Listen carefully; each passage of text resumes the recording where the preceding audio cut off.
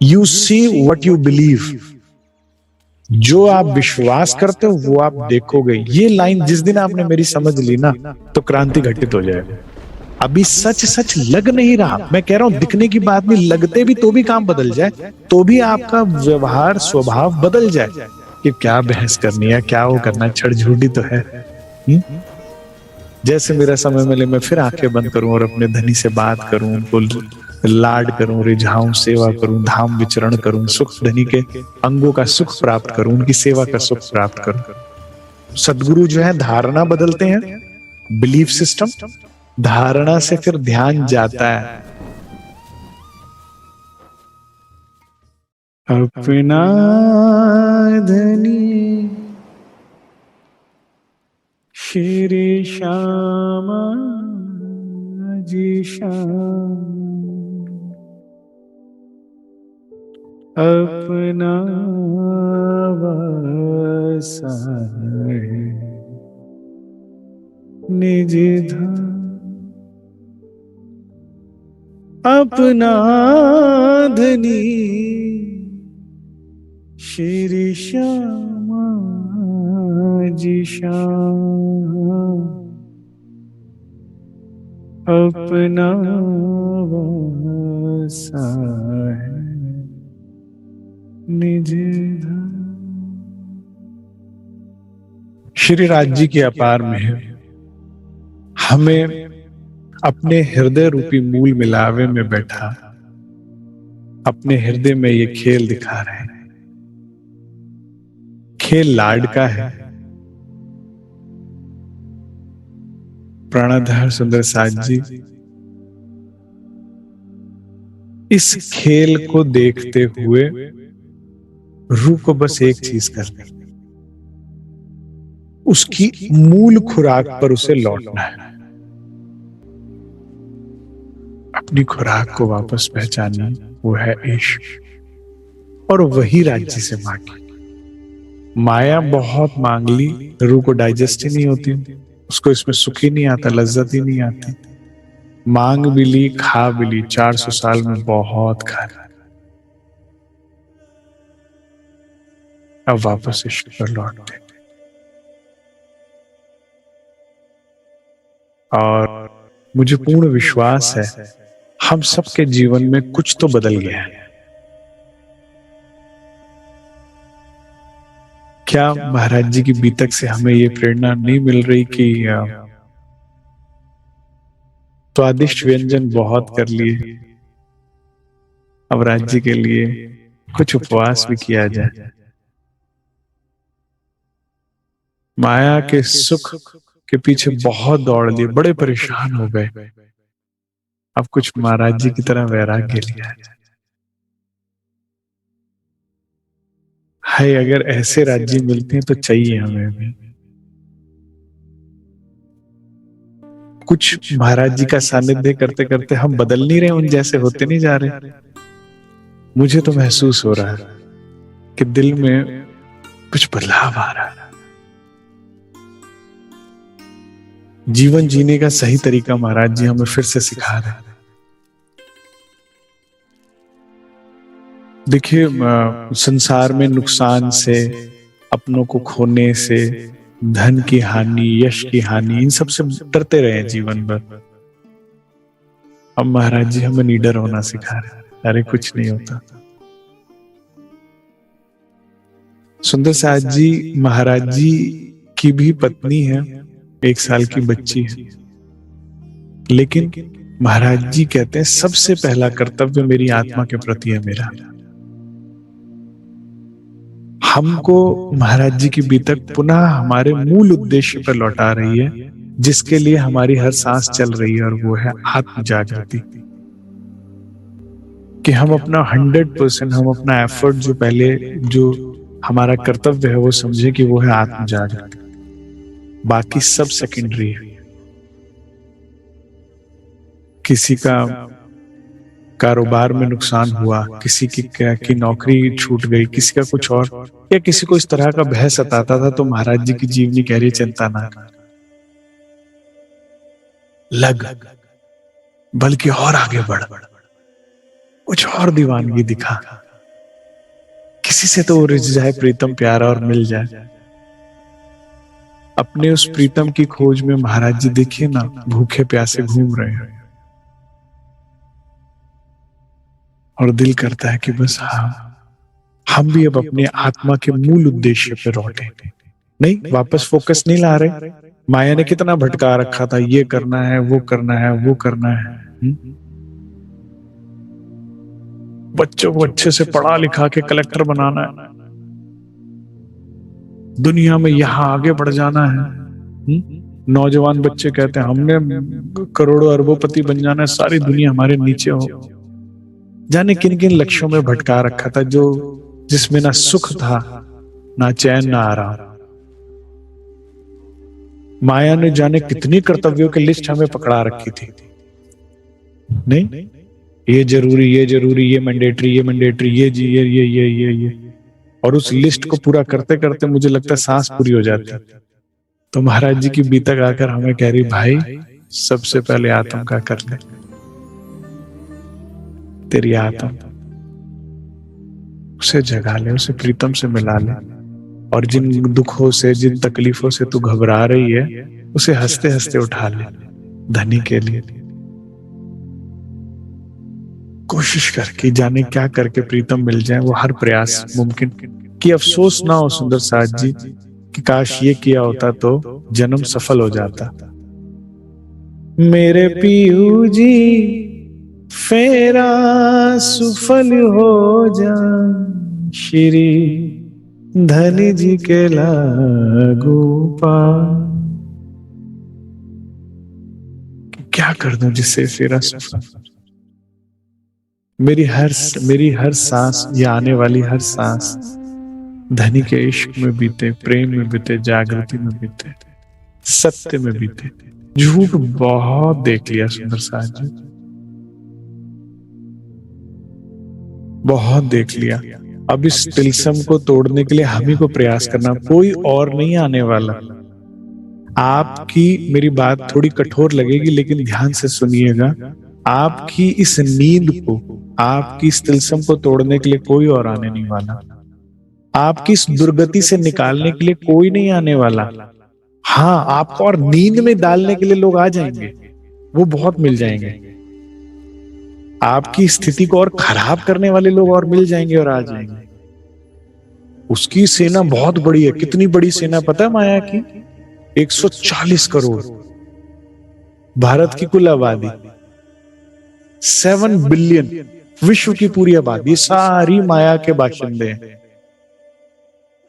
माया को अधिकार नहीं है केवल 2 जगह बैठने का, एक वाणी में और एक सदगुरु में।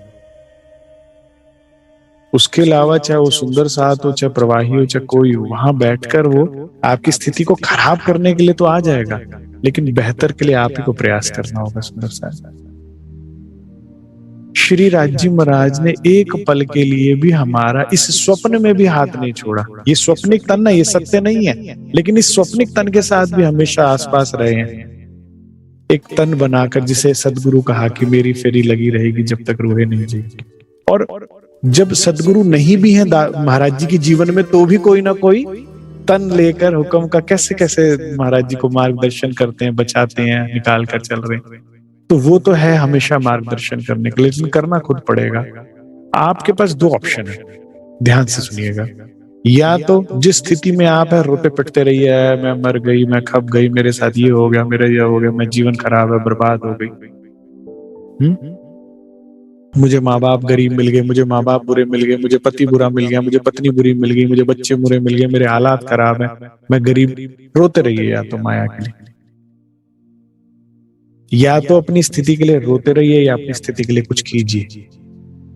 क्योंकि आप कितनी भी बुरी स्थिति में हो, महाराज जी से बुरी नहीं है। अगर वो मेहनत कर सकते हैं तो हम भी कर सकते हैं। अगर वो इस बुरी स्थिति में भी जब जागृत हो जाते हैं तो आनंद की बारिश है। उसके बाद उस परम आनंद, उस दिव्य आनंद में डूब जाते हैं, तो हम भी डूब सकते हैं। आप ही को प्रयास। और मैं आपको बताऊं, 90% जितना भी मैंने सुंदर साथ देखा है ना, वो बाहरी परिस्थितियों से परेशान नहीं है, भीतर से परेशान। उनके अपने मन ने उन्हें परेशान कर रखा है। उन्हें अपनी बुद्धि ने परेशान कर रखा है, भीतर समस्या है, और इसके लिए आप ही को काम करना होगा। और करना क्या है? हमारा हर पग चिन्ह अपनी आत्म जागृति की तरफ बढ़े। जैसे मैं थोड़ा सा आपका रूटीन बनवा देता हूं। जो भी आप करते हैं, चाहे पढ़ाई करते हैं, चाहे नौकरी करते हैं, चाहे व्यापार करते हैं या हाउस वाइफ है, जो भी आपका कर्तव्य बनता है, घर को आश्रम मंदिर समझते हुए वो सेवा कीजिए।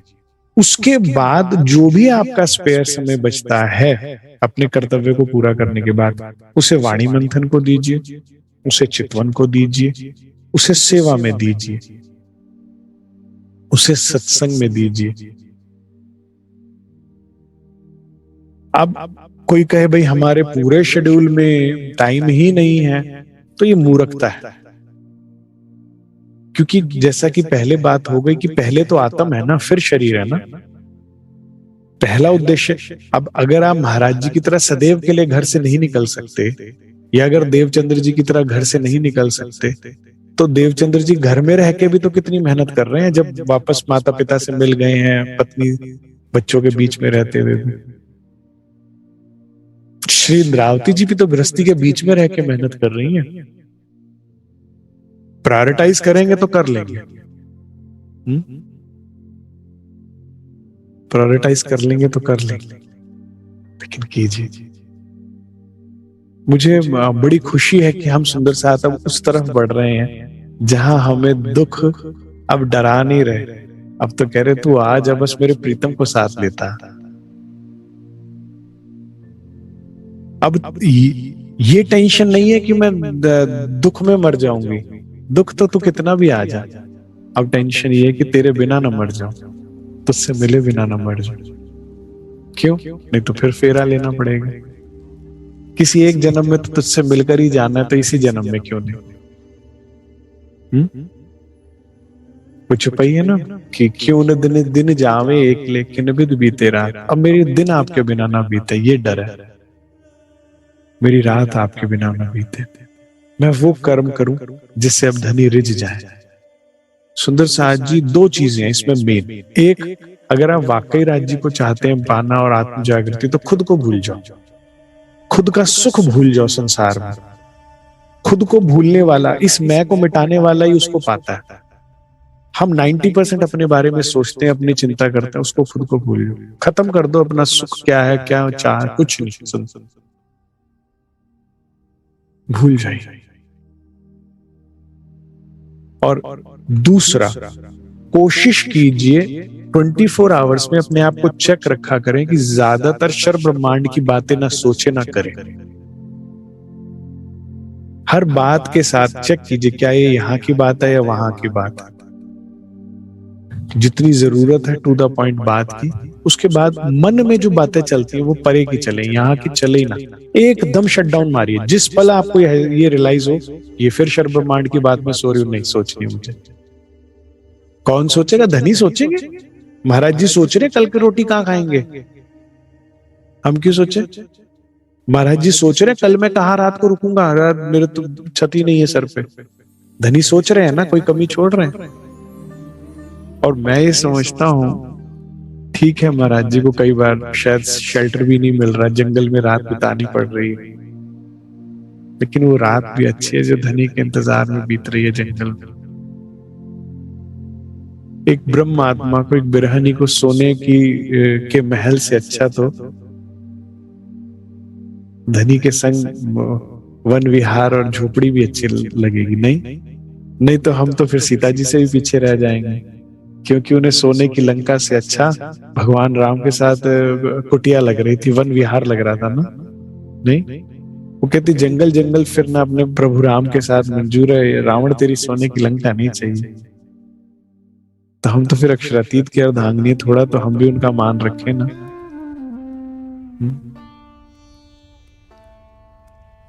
अब तक हमने सुना कि किस तरह से महाराज जी कितनी मेहनत करके, भूखे पेट रहकर, पैदल चलते, घुटने तोड़वाते हुए पहुंचे हैं जगन्नाथपुरी। जगन्नाथपुरी जब वे पहुंचे हैं, इससे पहले उनको दो चमत्कारिक घटनाएं उनके जीवन में घटी हैं। एक बार एक दिव्य पुरुष आते हैं और वे पुरुष आके कहते हैं मुझे आप अपने गुरु रूप में धारण कर लें, और एक बार भगवान शिव साक्षात आके दर्शन देते हैं।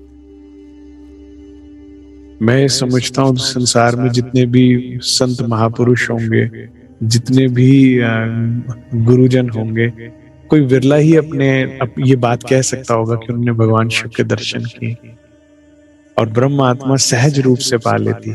देखिए, और कितना दिव्य वो दर्शन था और कितना वो अलौकिक घटना थी, वो हम सब ने उसका लाभ लिया। अब इसके बाद जब वे जगन्नाथपुरी पहुंचते हैं तो महाराज जी अब साक्षात्कार चाहते हैं। ठीक है, कर्म कांड और साक्षात्कार में जमीन आसमान का फर्क होता है। तो वे परमात्मा का साक्षात्कार चाहते हैं। वो कतरा समंदर से मिलना चाहता है जिसके बाद वो भी समंदर हो जाए। वो अपने आप को भुलाकर धनी में मर्ज हो जाना चाहते हैं, जो मूल उसका स्वभाव है, और इसी उद्देश्य से वो आए, लेकिन वो तो हुआ नहीं। जैसे हमारे धनी श्री देवचंद्र जी को हताश होना पड़ा कई बरस मूर्ति पूजा करने के पश्चात, इसी प्रकार बड़े महाराज श्री ने भी देखा कि मूर्ति तो हरकत कर नहीं रही, बल्कि उसकी बजाय जो वहां के पेटार्थु पंडित होते हैं उन्होंने और तिरस्कृत किया महाराज जी को। और जब नौबत डंडे खाने की आई तो महाराज जी ने कहा बहुत भाई बहुत हो गया, ठीक है, आज के बाद न मूर्ति पूजा में न मंदिर में आएंगे। यहाँ पे महाराज जी बड़े निराश होते हैं, क्योंकि बड़े एक उद्देश्य लेके बड़ी श्रद्धा के साथ यहाँ आए थे, उम्मीद के साथ आए थे, विश्वास के साथ कि कुछ पाएंगे। इसके लिए अब वो जब आए हैं तो यहाँ जब वो चीज नहीं प्राप्ति हुई तो 8 दिन सागर किनारे बैठे रहे और सोचते रहे क्या किया और क्या करूं आगे। सुंदर साहब जी महाराज जी से हमें ये भी शिक्षा लेनी चाहिए कि हम कहाँ तक पहुंचे हैं, और हमें हमेशा विचारना चाहिए कि मेरी आत्मिक ग्रोथ कितनी हुई और कितनी बाकी है। महाराज जी कभी भी इस लक्ष्य को भूलकर अपने सर्वाइवल पे नहीं आते कि चल यार ये सब छोड़, अब कहीं वापस जजमानी करें, यहाँ कुछ पंडिताई करें, कुछ 2 पैसे कमाए, ढंग से रोटी खाएं। कुछ जब तक अपने लक्ष्य को नहीं पा रहे तब तक छोड़ नहीं रहे, कुछ और सोच नहीं रहे। तो ये विचारते विचारते महाराज जी को जब 7-8 दिन हो जाते हैं तब क्या होता है आगे सुनिएगा। महाराज जी कहते हैं भाई बहुत हो गया, अब मैंने मंदिर नहीं, अब मुझे क्या चाहिए, महापुरुष कोई मिल जावे, रामेश्वर का लक्ष्य किया, उन्हीं से कुछ हाथ लगेगा, हमने उठ प्रस्थान किया। उन्होंने सोचा मैं रामेश्वर की तरफ बढ़ता हूं, अब कोई सदगुरु मिले, कोई महापुरुष मिले और वो हमारा मार्गदर्शन करे। देखिए एक चीज बहुत इंपॉर्टेंट और अच्छी चीज है कि मूर्ति पूजा, जड़ पूजा या केवल पूजा मात्र से प्राप्ति नहीं होती परमात्मा की। कैसे होती है? साधना से, ध्यान से। धारणा, ध्यान, समाधि, ये 3 स्टेजेस में काम बनता है। पहले धारणा आपका सदगुरु ज्ञान द्वारा, सत्संग द्वारा आपकी धारणा, बिलीफ बदलता है कि संसार सत्य नहीं, परमात्मा सत्य है। आपकी श्रद्धा उस परमात्मा के प्रति, उसके स्वरूप का वर्णन, उसकी लीलाओं का वर्णन, उस सत्य में आपकी उसको स्थापित करते हैं। पहले आपका बिलीफ तो हो कि राज्य है, परम धाम है, हम मूल मिलावे में बैठे हैं। क्योंकि कहने वाले तो, मैंने दावे लेने वाले तो बहुत सुंदर साथ देखे हैं, राज्य के नाम पर लड़ाई झगड़ा करने वाले भी बहुत देखे हैं। हम छोड़ेंगे नहीं उसे, उस राज्य ऐसा कर दिया या उस राज्य की ये कर दिया या उसके, लेकिन विश्वास, इस बात का बिलीफ हो कि हम वाकई परम धाम है और परम धाम सत्य है। क्योंकि अगर विश्वास है तो फिर क्यों लड़ रहे हो? ये झूठ है ना, फिर क्यों परेशान हो रहे हो झूठ से? इसका मतलब अभी झूठ झूठ लग नहीं रहा, केवल बातें बातें चल रही हैं। अभी सच सच लग नहीं रहा। मैं कह रहा हूं दिखने की बात नहीं, लगते भी तो भी काम बदल जाए, तो भी आपका व्यवहार स्वभाव बदल जाए कि क्या बहस करनी है, क्या वो करना, छड़ झूठी तो है नहीं। फिर घर में या समाज में आप लड़ाई झगड़े नहीं करेंगे, फिर आप इतने परेशान नहीं होंगे जितने आप हो रहे हैं। कोई बात, हुक्म ही तो है, नाटक ही तो है। रिलैक्स हो जाएंगे आप, मूल मिलावे में तो बैठे, क्योंकि आपका मेन उद्देश्य कुछ और है ना, आपका उस पे नजर है। मैंने याद है ना आपको एक प्रसंग सुनाया था कि मेरे मित्र थे जिनके स्कूटर में 3-4 लाख रुपया था, और वो उनका किसी ट्रक वाले से लड़ाई हो गई, उन्होंने 2-4 ट्रक वालों ने मिलकर उनको पीट दिया। तो मैंने कहा फिर क्या हुआ, कह रहा क्या हुआ, मैं फटाफट कपड़े झाड़ा, स्कूटर लिया, चल दिया कि पैसे पड़े भाई स्कूटर में। इनसे बहस भूस में अगर ये नुकसान हो जाएगा तो ज्यादा गड़बड़ हो जाएगी। उनके स्कूटर में पैसे पड़े तो वो ये नहीं सोच रहे मेरे साथ क्या हुआ। हाँ, आप मेरी बात समझ रहे हैं? लक्ष्य अगर बड़ा हो तो ये सब चीजें नहीं दिखती फिर कि क्या हो रहा है क्या नहीं हो रहा है, फिर कहते नहीं कोई बात नहीं, धनी चाहिए पहले।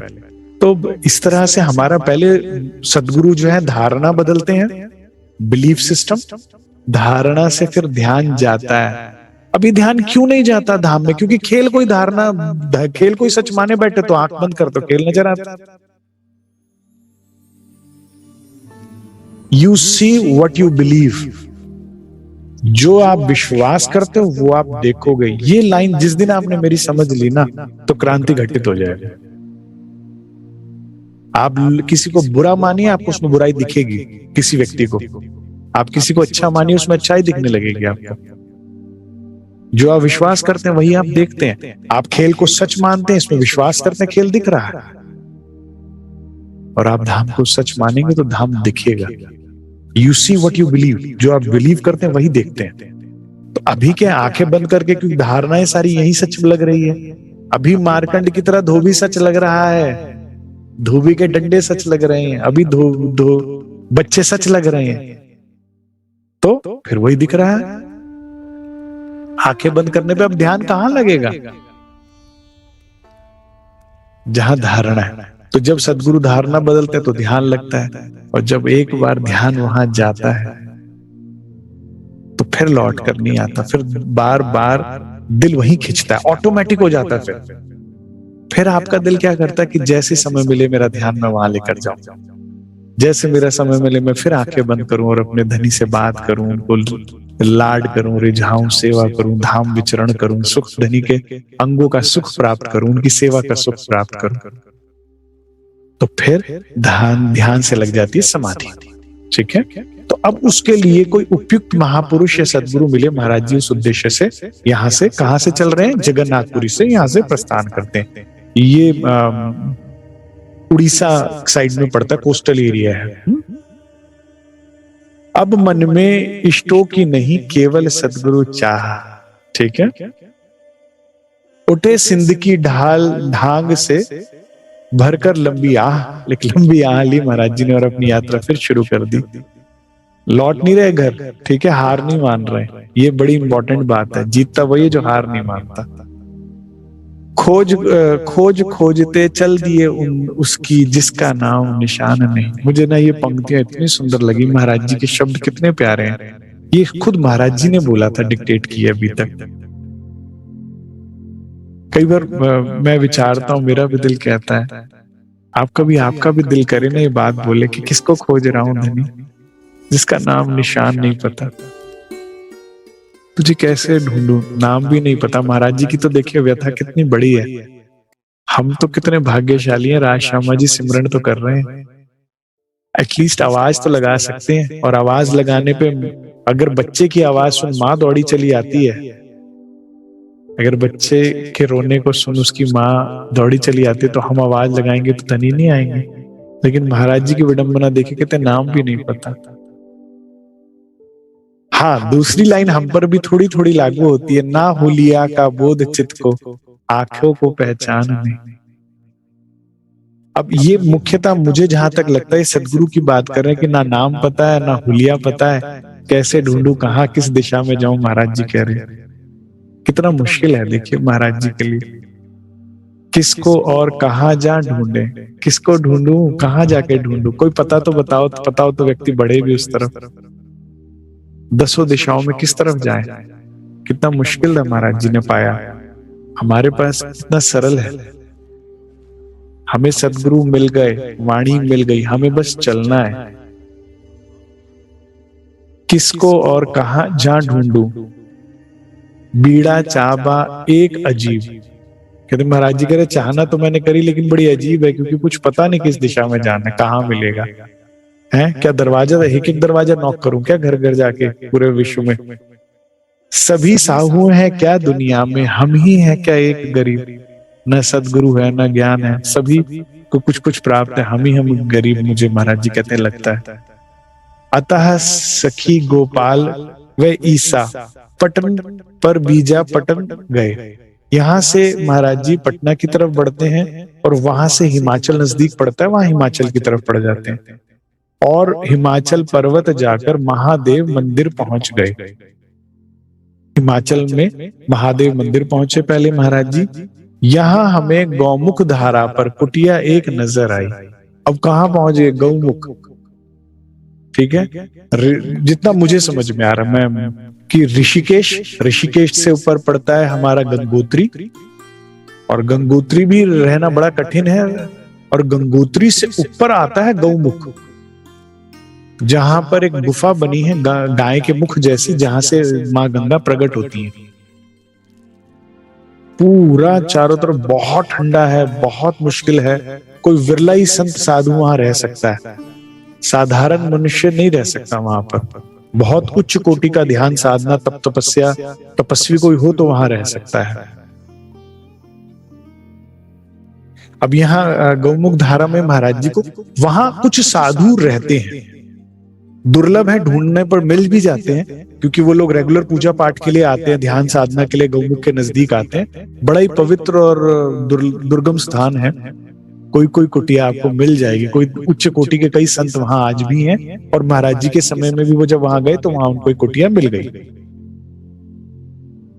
वहां कुटिया एक नजर आई, वहां करे विश्राम आप पंडे ने हमको दिखलाया। एक वहां पंडित जी थे, उन्होंने कहा वहां जाकर विश्राम कर लीजिए महाराज।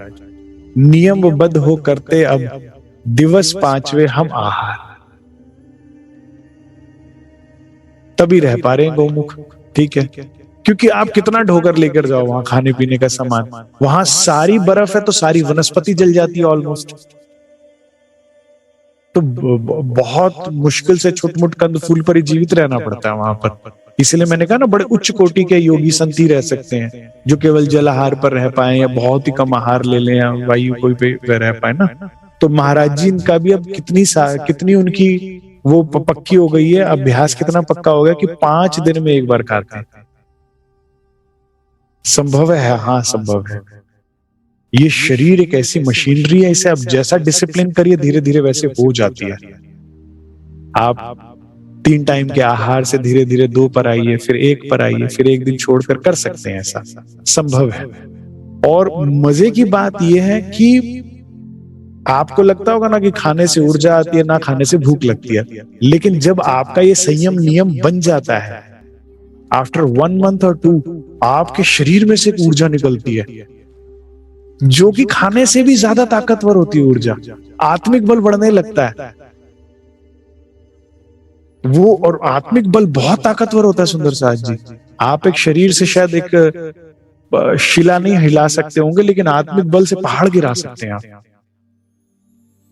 हम तो शरीर को ही सब कुछ माने बैठे हैं ना, और इसी पे डिपेंडेंट हो जाते हैं, इसी की क्षमता बढ़ाने में लगे हुए हैं, या इसी का ही।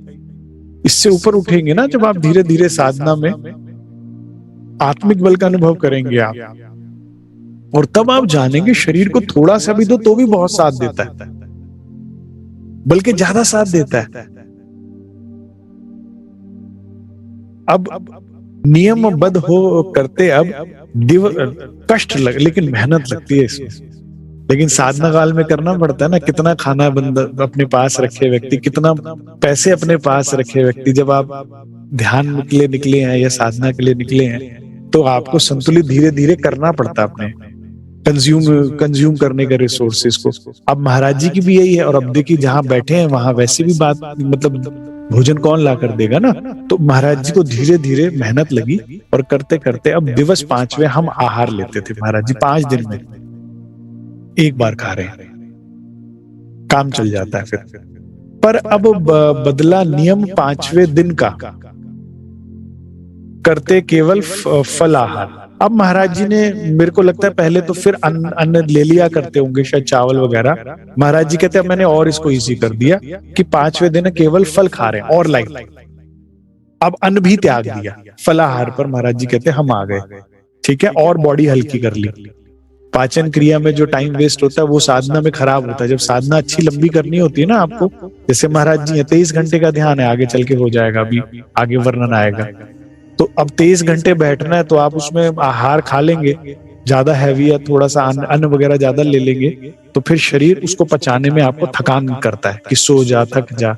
और फलाहार हल्का सा फटाफट डाइजेस्ट और फिर बैठ गया। 23 घंटे जितना महाराज जी के जो उद्देश्य है उसके हिसाब से महाराज जी अब फलाहार पर आ गए। पर अब बदला नियम, 5वें दिन करते केवल फलाहार। दृश्य उपस्थित हुआ रात में हमको यहां पिछले जैसा। अब देखिए कहां बैठे हैं, गंगोत्री, और ऊपर जाओ तो कैलाश आ जाता है, ठीक है ना, भगवान शिव का स्थान। तो नजदीक पहुंच गए अपने इष्ट के। अभी राज्य का तो पता नहीं लगा, तो कौन दर्शन देने आ गए, भगवान शिव फिर से आ गए पुनः।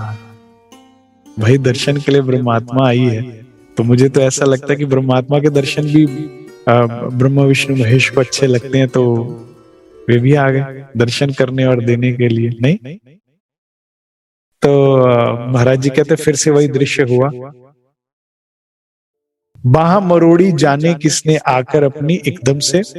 जब हमने आंखें खोली, महाराज जी ध्यान लीन थे, तो पसरा पाया एक प्रकाश। अब फिर से पुनः प्रकाश चारों तरफ उन्होंने देखा कि फैल गया। चारों तरफ चांदनी, एकदम अंधकार का देखो नाश, कहीं एक जगह भी अंधेरा नहीं था, चारों तरफ प्रकाश ही प्रकाश। गंगोत्री कभी आप इंटरनेट पर देखिए कुछ, तो दूर दूर तक मैदान ही मैदान है और फिर आप पर्वत खड़े हैं, चारों तरफ प्रकाश ही प्रकाश, कहीं अंधकार नहीं है, रात्रि का समय है। जबकि जो प्रकाश हम देख चुके थे यात्रा में पहले 2 बार महाराज जी कहते हैं, एक वो दिव्य पुरुष और एक बार भगवान शिव जब पहले आए थे, वही प्रकाश दोबारा देख रहे थी। विशेषता इस प्रकाश में, इस बार कुछ विशेषता थी प्रकाश में, देख रहे थे जो इस बार प्रकट हुए एक दिव्य पुरुष एकदम प्रकाश के अंदर से। उस प्रकाश का जो सेंटर पॉइंट था उसमें से एक दिव्य पुरुष निकलकर बाहर आते हैं। प्रकट हुए एक दिव्य पुरुष एकदम प्रकाश के अंदर से अविर्ध भाव होकर ही उनका इस प्रकार बोले हमसे। अब दिव्य पुरुष क्या बोले आकर के, महादेव जी सहित मंडली अब पधारने ही को है। ठीक है, महादेव जी जो है अपनी मंडली सहित आ रहे हैं आपकी बार आपके पास। दर्शन अब हो, अब सुनिए बड़ी लाइन, बड़ी इंपॉर्टेंट है, मुझे बहुत अच्छी लगी। दर्शन अब जो होंगे मानव वो दुनिया को दुर्लभ है। आप जो दर्शन करने वाले हैं इस संसार में दुर्लभ है, लेकिन हमें क्यों, महाराज जी को क्यों मिल रहे हैं दर्शन?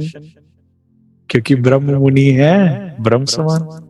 इसीलिए दर्शन अब जो होंगे मानव वो दुनिया को दुर्लभ है। हे मानव, आप जो अब देखने जा रहे हैं, दर्शन प्राप्त करने जा रहे हैं, इस संसार में बहुत दुर्लभ है।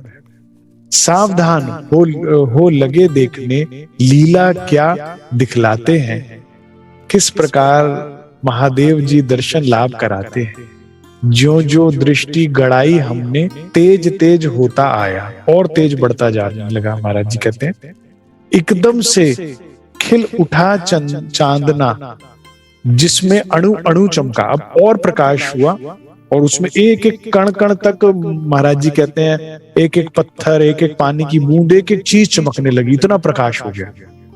एक पुरुष उतरा ऊपर से, जिसके आते ही साथ आसन एक तखत के ऊपर जाने जैसे बिछ गया। देखिए कितना सुंदर वर्णन हो रहा है।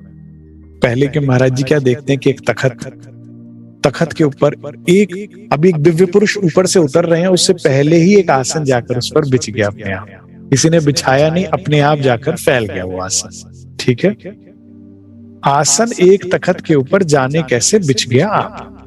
एक प्रकार का पात्र सामने, जिसमें चमचे जैसा एक। अब उस तखत के ऊपर एक पात्र भी आया ऊपर से, और उसमें महाराज जी कहते हैं चम्मच जैसा मुझे कुछ दूर से दिखा कि है।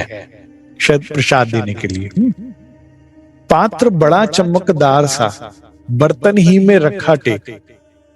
एक ये जो पात्र था महाराज जी कहते बहुत चमक, ये भी दिव्य था और उसमें भी बहुत प्रकाश था। फिर पैदा हो गए वहां से महात्माओं की एक जमात। अब एकदम से वहां महाराज जी देखते हैं तखत के दाएं बाएं जो हैं कुछ और महापुरुष जो हैं और उनकी भी जमात, जो महाराज जी को बताया था ना कि दिव्य दिव्य पुरुष ने कि भगवान शिव जो है अपनी उसके साथ आ रहे हैं मंडली के साथ, तो वो मंडली उनको दिखने लगी।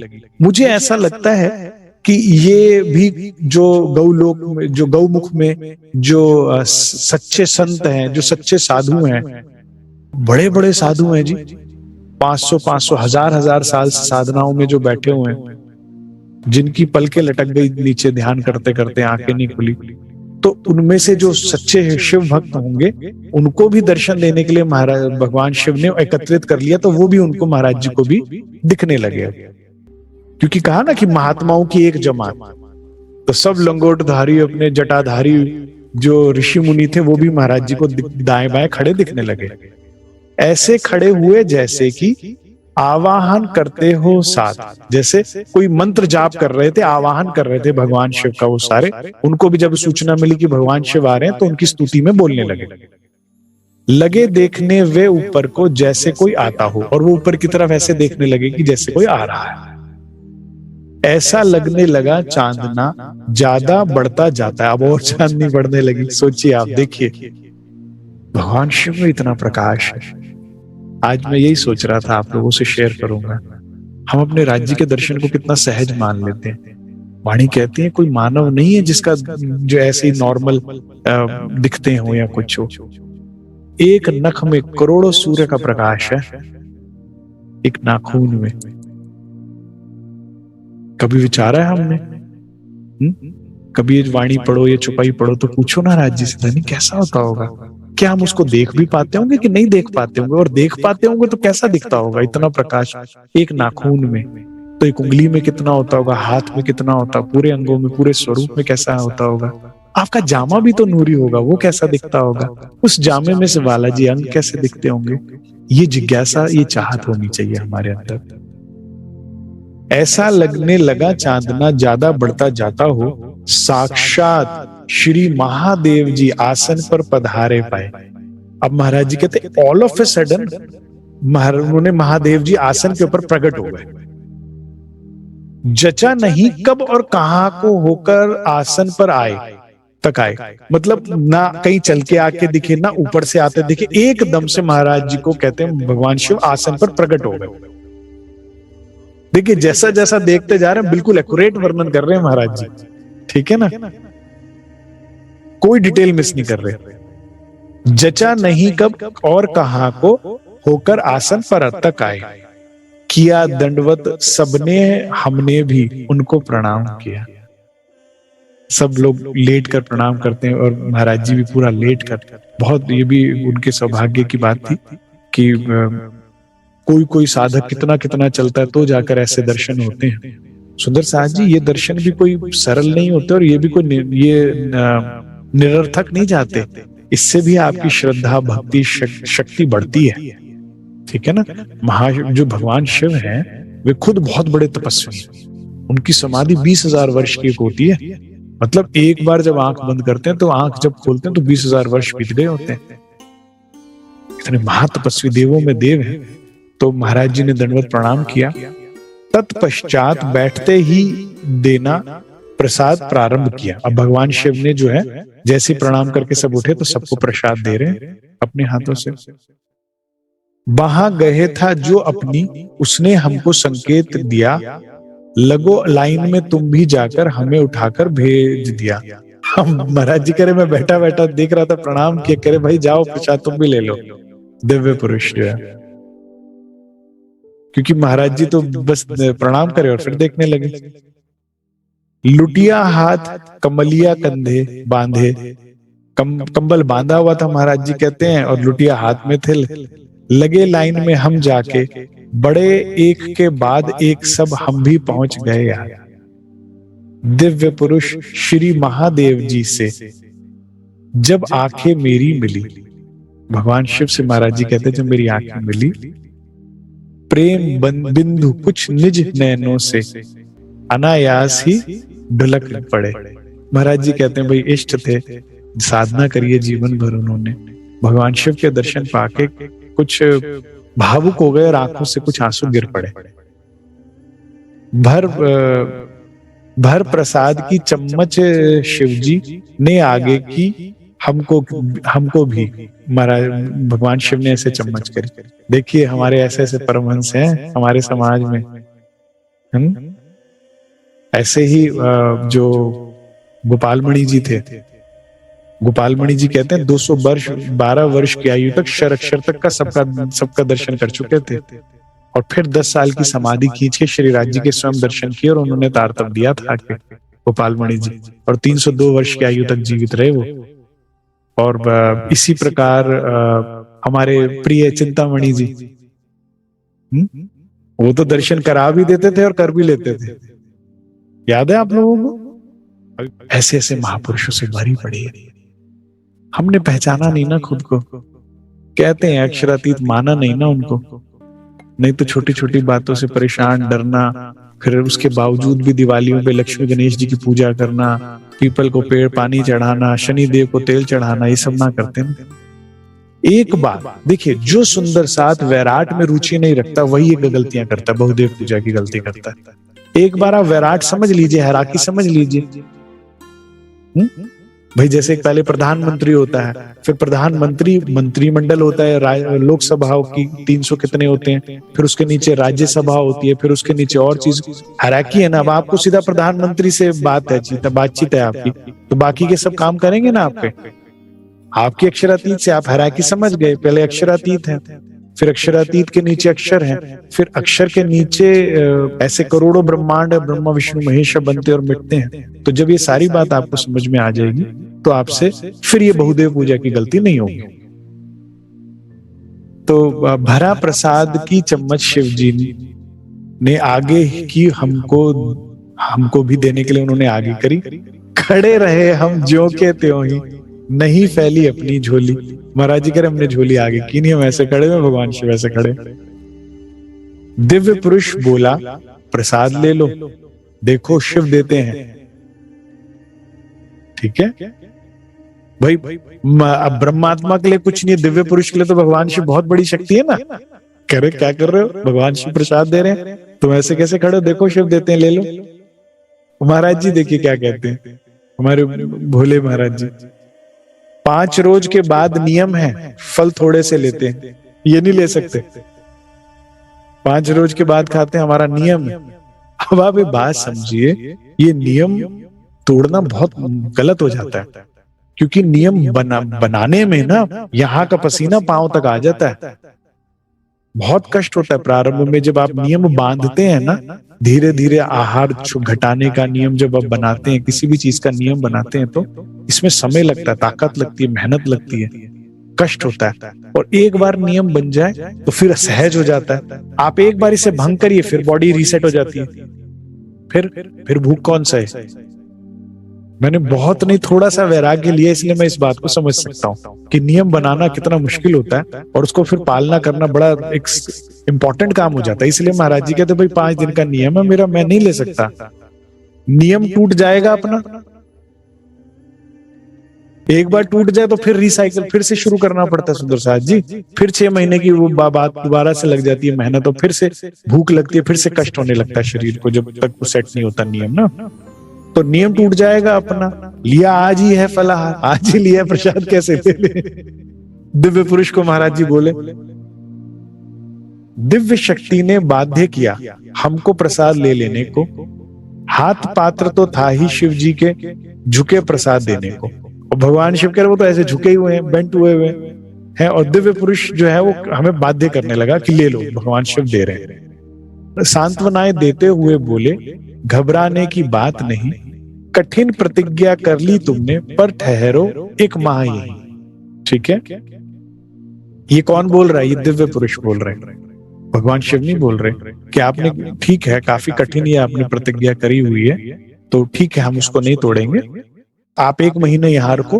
भगवान शिव यहीं रुकते हैं। शंकर जी ठहरा करते हैं 1 माह सावन, सावन सावन यहीं पे रुकेंगे। समाधान हो सकता है तब भक्त आपको जो है प्रण, भाई आपका प्रण पूरा हो जाएगा, फिर भगवान शिव आएंगे, आपको प्रसाद दे देंगे, आपकी प्रण भी रह जाएगा और आपका मंगल भी हो जाएगा प्रसाद लेके भगवान शिव के हाथों से। कहते ही हो गए अलक्षित, यहां ना कोई था, जैसे एकदम से सब कुछ गायब, जैसे कोई था ही नहीं यहाँ पर। हम प्रसाद लुटिया में लेकर निज आसन पर आ बैठे। प्रसाद जो है लुटिया में ले लिया, महाराज जी ने सेवन नहीं किया उसका, और अपने आसन पे आकर बैठ गए वापस। सुबह हुई बैठे बैठे ही, डूबे हुए ख्यालों में, उसी अवस्था में प्रसन्न है, रखे तू जिस हालों में। अब बात बदल रही है। जैसे जैसे वैराग्य बदलता है, बढ़ता है, वैसे वैसे बात बदलती है। अभी तक थोड़े से टूटे हुए थे कि क्या होगा, कैसे होगा, क्या नहीं होगा। धीरे धीरे कहते चलिए ठीक है, अब जिस तू हाल में रखे रहेंगे। सुबह हुई बैठे बैठे, डूबे हुए ख्यालों में, उसी अवस्था में प्रसन्न है, रखे तू जिस हालों में। बोले एक महात्मा प्रातः अपने आसन पर आकर के, श्री तृप्ति बालाजी के तुम दर्शन और करो जाके। कि भाई तुम सच्चे साधक लगते हो, तुम एक काम करो, बालाजी जाओ, वो करो। हर प्रकार से एक महत्वता दर्शाया श्री बालाजी का, रुचि मोड़नी चाहिए मेरी, ये था मतलब साधु का। वो साधु रोज आके सत्संग करने लगे और रोज बालाजी की महिमा बताने लगे कि तुम तो दर्शन करे नहीं तो जीवन व्यर्थ है, समय व्यर्थ है, सब कुछ व्यर्थ है, कुछ नहीं पाओगे, करोगे नहीं, तुम जाओ वहां बालाजी। कहा महात्मा से हमने, हम एक माह नहीं जाएंगे, यही ठहरना है आवश्यक, धुनी यही रमाएंगे, यही रहना है हमें। भाई भगवान शिव बोल और दिव्य पुरुष बोलकर गए, हम नहीं जा सकते। सुनकर तब तो चले गए, पर अगले दिन वो फिर आए, फिर महत्व बालाजी के ही आ साधु ने दर्शाए। कथा पूर्ण शुरू हुई, फिर बात बात पर बालाजी अति महत्व होकर विभोर दर्शानते आकर बाबा जी। रोज बाबा जी आने लगे और बात बात में बालाजी की के प्रसंग, वहां की महिमा वे बताने लगे। अब क्या है, मुझे तो ऐसा लगा ये भी हुक्म का ही तरना है। राज जी कह रहे कहा शिव जी के लिए रुक रहा है, भाई आगे बढ़, सदगुरु इंतजार कर रहे हैं। ठीक है ना। तो महाराज जी तो भाई इष्ट है, दर्शन देकर गए और कहा है आएंगे, तो इसलिए रुक रहे हैं। राज जी कह रहे चल चल चल, यहाँ तेरा काम नहीं हो गया, तेरे को बस तेरी महिमा दिखानी थी कि तू कितनी बड़ी चीज है। अब आगे बढ़, आगे बढ़। तो बाबा जी रुके ही नहीं, उनको जैसे अपनी साधना करनी नहीं थी, वो खाली थे। तो इसे भेजो मैं फटाफट। ठीक है, रोज आ जाते थे। दिया बदल पासा आखिर। राज्य चाहे और हो ना पाए, करे दिया बदल पासा आखिर, निश्चय होने लगा हमें, व्याख्या पर निदान अब उनकी श्रद्धा होने लगी हमें। अब श्रद्धा होने लगी कि अच्छा बालाजी पे। अब विचार बन गए हमारे बालाजी की यात्रा के, परिवर्तन आया अपने में, वृद्ध साधु की व्याख्या में से। प्रातः ही प्रस्थान किया, हिमगिरी से वॉलंटियर पहुंचे, निकल गए। राजू ने कहा आगे बढ़ो, शिव जी आएंगे, कोई बात नहीं, तुम चिंता ना करो। ठीक है, इसके बाद भगवान शिव नहीं आएंगे। ठीक है, आगे बढ़ा दिया राज जी ने यात्रा। प्रातः ही एक महात्मा का आश्रम लग हमने आसन आ टेके, एक बरामदे में ये से साधु और बहुत थे पड़े हुए। एक कोई आश्रम था महात्मा जी का और वहां बहुत और साधु थे, महाराज जी भी वहीं जाकर रुक गए। कुछ के आसन लगे पड़े थे, कुछ के थे वहां धरे हुए, कुछ के धरे हुए थे, कुछ के लगे हुए थे। जगह बैठने योग्य देख के आसन अपना लगा लिया, सदा बैठकर ही आप अपने ने जहां गए विश्राम किया। महाराज जी लेटते नहीं थे, रात को बैठकर घुटनों को सर में देखकर ऐसे ही विश्राम करते थे। ध्यान अवस्था को धीरे धीरे वे बढ़ा रहे थे अपने। लिया सहारा एक मीत का, हम आसन पर थे पसरे, एक महात्मा जी अपने आगे से होकर के गुजरे। टेक लगाकर महाराज जी बैठे थे, एक महात्मा आगे से गुजरे रहे, देखते हमको उनको पर बिल्कुल नहीं प्रणाम किया। महाराज जी कहते हमने वो देखते रहे, हमने उन्हें प्रणाम नहीं किया। कोई अहंकारी साधु था, ठीक है, महाराज जी भाप गए कि ये कोई योग्य नहीं है व्यक्ति, तो वो देखता रहा, महाराज जी भी देखते रहे, प्रणाम नहीं किया उन्होंने। देखा जब व्यवहार हमारा अपने प्रति जो वही रुका, पूछा हमें ब्राह्मण हो तुम? हाँ का उत्तर पकड़ाया। यह शरीर ब्राह्मण का ही है, सुन इतनी कुछ खिसी आया, आप ब्राह्मण कौन जो सन्यासी को प्रणाम नहीं? कि मैं सन्यासी हूं, तुम ब्राह्मण हो, मुझे प्रणाम क्यों नहीं किया? है सर्वथा अनादर अपना, गुरुओं का सम्मान नहीं। जगत गुरु ब्राह्मण होता है, ब्राह्मण गुरु सन्यासी। ठीक है कि भाई जगत को ज्ञान देता है ब्राह्मण और ब्राह्मण को ज्ञान देता है सन्यासी, तो सन्यासी गुरु होते हैं, तुम्हें उनका आदर करना चाहिए था मेरा। शास्त्रों में गर्भित है ऐसा, सन्यासी गुरु अविनाशी। उचित नहीं तुमको था यह जैसा तुमने व्यवहार किया, कि देखते रहे हो मैं खड़ा हुआ हूं सामने, प्रणाम भी नहीं कर रहे। और देखिए कितना अहंकारी व्यक्ति प्रणाम लेने के लिए झिकझिक कर रहा है। प्रणाम कर तो जाऊंगा, जैसे कुछ और काम नहीं है, साधना ध्यान भक्ति नहीं करनी, प्रणाम ही चाहिए उसे। ठीक है, सुन करके उनका भाषण, महाराज जी कह रहे भाषण ही था, हमने भी उन्हें जवाब दिया, हमें आप में लक्षण सन्यासी के नजर नहीं आए, इसीलिए चुप बैठे थे हम, तुम्हें प्रणाम ना कर पाए। स्वयं हमारा सर झुक जाता यदि तुम में लक्षण होते।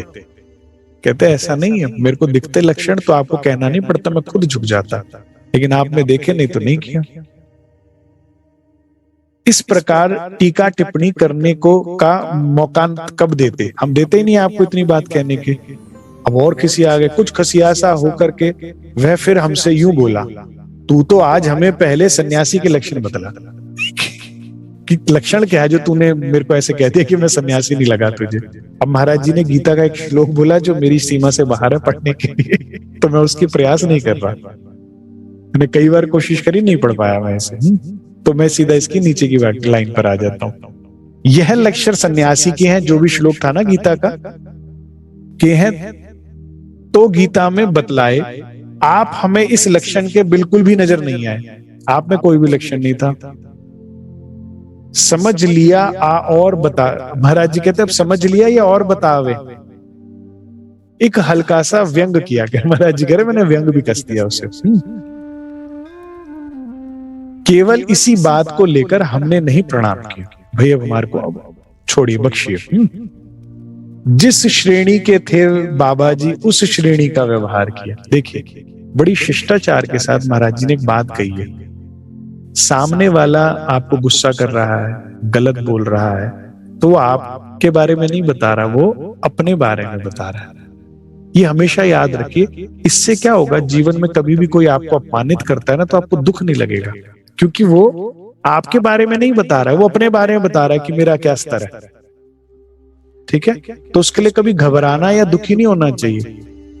आपको अच्छे दर्शन दिया आपने, बढ़िया। बड़े ध्यान से सुनिएगा मेरी इस बात को।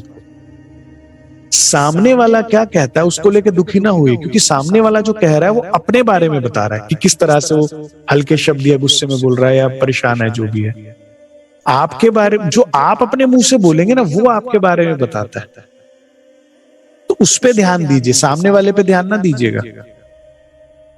ठीक है, जो आप मुख से बोलेंगे और जिस तरह से बोलेंगे वो आपके दर्शन देता है, वो आपके बारे में बताता है। सामने वाले की बात का बुरा ना बनाइए, अपनी बात का बुरा बनाइए कि यार मुझे ऐसा व्यवहार नहीं करना चाहिए था, मैं ब्रह्म सृष्टि होकर मुझे ऐसे नहीं बोलना चाहिए था, ये शब्द का प्रयोग नहीं करना चाहिए था, ये इस शैली में नहीं बोलना चाहिए था। Work on yourself. अगर आपने कुछ नहीं गलत बोला तो आप जीत गए, आपको फिर हार नहीं हुई कि मुझे तो ऐसा बोल दिया, चार लोगों में ऐसे बोल दिया, या ऐसे कैसे बोल दिया, मैं तो कर करके मर गई, मुझे नहीं। वो अपने दर्शन दे रहा है व्यक्ति। ठीक है, संसार में कोई भी अच्छा या बुरा व्यक्ति नहीं होता, दुखी या सुखी व्यक्ति होता है। जो खुद दुखी है वो औरों को दुखी करता है, जो सुखी है वो औरों को सुखी करता है। तो बेचारा दुखी है, आप उसको, I don't agree with you but I understand you, इतना तो होना चाहिए एटलीस्ट। ठीक है, आप मेरे बारे में जो बोल रहे हैं, मन की बात मैं बता रहा हूं, अपने मन में होना चाहिए कि मैं एग्री नहीं करती कि मैं काम चोर हूं या ये गलती है, ये वो कमी है मुझ में, दुनिया जो बताती है हमें अपने स्वार्थ सिद्धि के लिए। लेकिन मैं समझ रही हूँ कि आप परेशान हैं परेशान है इसलिए ऐसा बोल रहे हैं, इसीलिए इतनी कृपा कर रहे हैं। या फिर जैसे महाराज जी हैं, अब राज्य के रास्ते में चले में आता जाता कोई भी व्यक्ति अपमानित कर रहा है जैसे, तो जब आप राज्य के रास्ते में निकलते हैं ना सुंदर साथ जी, तो आप डिफेंसलेस हो जाते हो, फिर आप अपने आप को डिफेंड नहीं करते, आप राज्य को प्राप्ति में लग जाते हो। तो फिर जो कृपा होती है जैसे महाराज जी पे हो रही है तब भी हम पे हो रही है, तो उसको भी स्वीकार करो, प्रसादी को ले लो। लेकिन उससे आपका चरित्र का दर्शन नहीं होता, आपका चरित्र वो है जो आप अपने मुख से बोलते हैं, आप उस पर ध्यान दीजिएगा जीवन में हमेशा। ठीक है, तो महाराज जी कहते हैं जिस श्रेणी के थे वे बाबा, उस श्रेणी का व्यवहार किया। अब शब्दों की वर्षा कर दी, शर्म आवरण तार दिया, त्याग ही दिया शर्म बिल्कुल, और जाने क्या क्या बोलते गए। रुष्ट हुए हमसे एकदम, बोले बस अब रहना होशियार। महाराज जी को कुछ नहीं समझ में आया, जो उसने बोला, कोई दुख नहीं मनाया। कितना समझ में आया महाराज जी, करे नाराज हो गया है।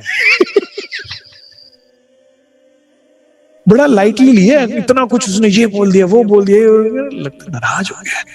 इतना ही समझ में आया महाराज जी को। ऑब्वियस है नाराज तो हो ही गया, तभी इतना चिल्ला रहा कर रहा है बेचारा। लेकिन उसने इतना अपना बीपी बढ़ाया, इतनी आवाज बढ़ाई, महाराज जी को फर्क नहीं हुआ। महाराज जी कह रहे लगता नाराज हो गया, रुष्ट हुआ हमसे। इतना बस।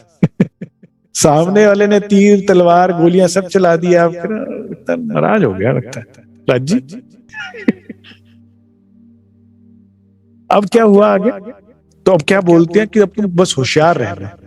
आप ये देखिए अध्यात्म का मार्ग कितना कठिन होता है।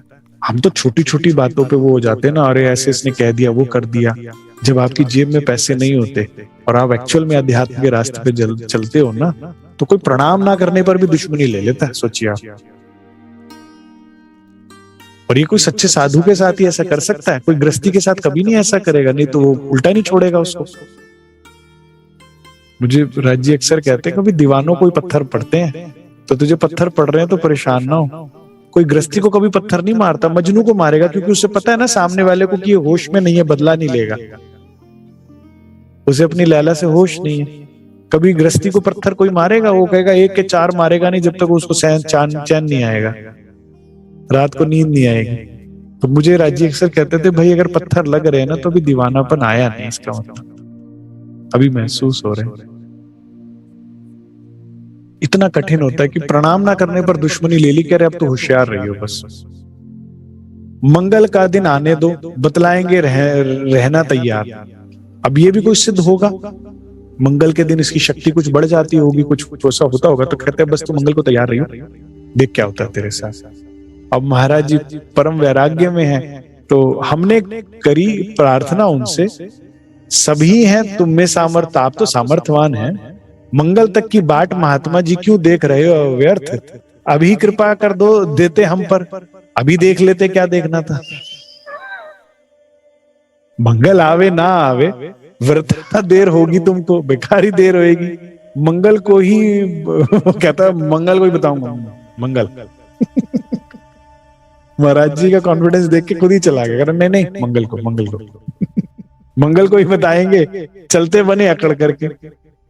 देख रहे थे साधु जन सब जितने थे आश्रम भर के, इस विवाद के देर बाद बोली एक माई जी आके, एक माई आई, उन्होंने आकर महाराज जी को बोला बड़ा बुरा है यह साधु, तुम सावधान रहना इससे, कोई उपद्रव ना कर बैठे थे उसके ऐसे ही भाव, ये उपद्रवी है, ये बुरा साधु है, इससे आप सावधान रहना, एक माई ने आकर बोल दिया।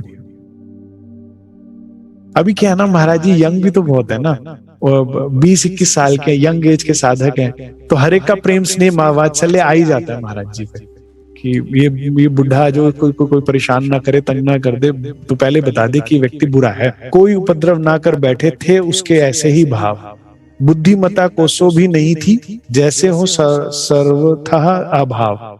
ये बुद्धिमान, ये कोई समझदार व्यक्ति नहीं है, ना समझ व्यक्ति ही गलत काम करता है ना, किसी को नुकसान पहुंचाता है। यही ठीक समझा हमने, बस इससे पहले कि चल दो, साथ छोड़ दो एकदम सबका, बल्कि त्याग यही कर दो। कि महाराज जी ने कहा अच्छा अगर ऐसी बात है तो मैं अभी निकलता हूं यहां से, कोई दिक्कत नहीं, ये व्यक्ति अगर बुरा है तो।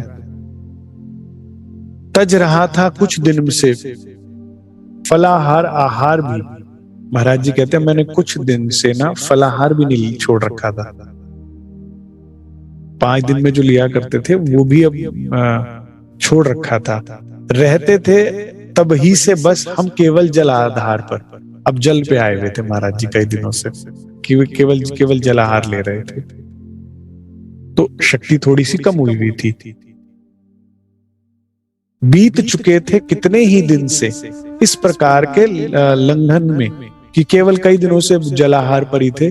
लंघन से कमजोरी इतनी ही आ पहुंची थी तन में। अब इस वजह से महाराज जी कहते हैं थोड़ी कमजोरी आई हुई थी शरीर में। होता ही है, जैसे काफी समय से अभी अभ्यास बना रहे हैं ना, केवल अब आहार बिल्कुल ही छोड़ के सिर्फ केवल जल पर आ रहे हैं, तो कमजोरी थी। उठना खड़ा हो कोई उपद्रव, हमने उठ प्रस्थान किया कि कोई उपद्रव हो, कोई बात हो, परेशानी हो। क्योंकि देखिए परदेश में अकेले विचर रहे हैं, कोई साथी नहीं, कोई मित्र नहीं, कोई परिवार नहीं। महाराज जी ने कहा कोई समस्या हो इससे चल देते हैं भाई, वो व्यक्ति गलत है तो। उठना खड़ा हो कोई उपद्रव, हमने उठ प्रस्थान किया। अब देखिए कितना बुरा है महात्मा। हमको जाता देख महात्मा ने भी मन में ठान लिया, साथ साथ चल दिया हमारे, अपने पूरे साथ सहित। पीछे पीछे हो लिया हमारा। उसको देखिए कितना बुरा व्यक्ति है ये, है अपनी इस मंडली को लेके पीछे पीछे हो गया महाराज जी के। हमने सोचा अब निश्चय ही लेना है कुछ अनहित, अब कुछ अनहित होगा। हमने सोचा, महाराज जी ने सोचा यहां रहूंगा तो ये कुछ करेगा उपद्रव, चल दिया। अब तो और अकेला सुनसान रास्ता, ठीक है, अपनी पूरी उस पलटन के साथ चल दिया। कह रहे महाराज जी ने सोचा कोई अनहित होगा भाई, उपद्रव तो है ही, अब कोई उपद्रव होना है। हमने चाल बढ़ा दी अपनी, भुगतेंगे जो होना है। जो बोया काटेंगे अब, तो डरना ही है अब काहे का। ये बात जीवन में कठिन समय कैसे पार किया जाता है सुंदर साहब जी, कि जो बोया वही तो काटना है ना। गलती की होगी तो कुछ ना कुछ धनी हमें सुधारेंगे या कुछ सही करेंगे हमारे साथ। जीवन में जब भी कुछ हो जाए सोचो ठीक है कुछ किया होगा इसीलिए ऐसा हो रहा है। वो जो बोया महाराज जी कहते वही काटेंगे और क्या, कुछ कोई ऐसी बात नहीं। उसके लिए तैयार रहिए सुंदर साहब जी। देखिए होता क्या है ना, जब हम किसी के साथ बुरा कर रहे होते हैं, मन वचन कर्म से किसी का दिल दुखाया है कुछ ऐसा, तब सोचते नहीं, गलत करते हुए सोचते नहीं कि किसी के साथ गलत कर रहे हैं, कुछ गलत कर रहे हैं। जब भुगतना होता तो कहते पता नहीं हमने ऐसा किया जो ऐसा हो रहा है, भगवान ही निष्ठुर है राजीव। तो जब कभी गलत हो तो सोचिए कि ठीक है कर्म कट रहे हैं, कुछ किया होगा गलत, कुछ जरूरी होगा, कुछ बनाना होगा राजी ने। क्योंकि डर जो होता है ना दुख को कई गुना बढ़ा देता है। एक्चुअल में दुख इतना परेशान नहीं करता जितना भय तंग करता है, ठीक है ना। तो भय से जीत जाइए, दुख तो निकल ही जाता है राज्य के बल से। तो महाराज जी ने कहा भाई जो बोया काटेंगे, अब तो डरना ही है अब काहे का, भुगत लेंगे जो होगा राज्य, ठीक है।